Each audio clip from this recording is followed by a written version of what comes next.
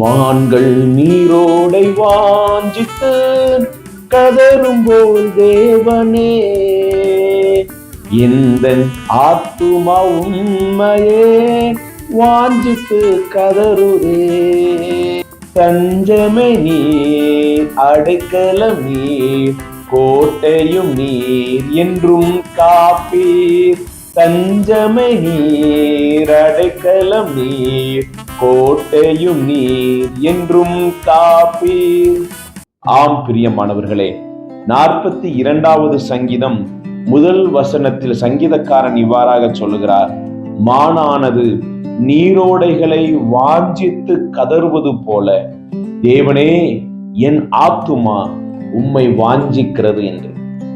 ஆம் பிரியமானவர்களே, மானானது தன்னுடைய தாகத்தை தீர்த்து கொள்வதற்கு தண்ணீர்களை தேடி திரிந்து எங்காவது அந்த தண்ணீர் கிடைக்காதா என்று சொல்லி தன்னுடைய தாகத்தை தீர்ப்பதற்கு எப்படி அலைந்து திரிகிறதோ, அதுபோல இன்றைக்கு அநேக நேரங்களிலே எந்த விதமான கஷ்டங்களாக இருக்கலாம், வேதனைகளாக இருக்கலாம், பாடுகளாக இருக்கலாம், உபத்திரவங்களாக இருக்கலாம், இதிலிருந்து எனக்கு ஒரு மன நிறைவு கிடைக்க வேண்டும் என்று சொல்லி தாகத்தோடு இன்னைக்கு நம்முடைய ஆத்துமா திரிந்து கொண்டிருக்கிறது.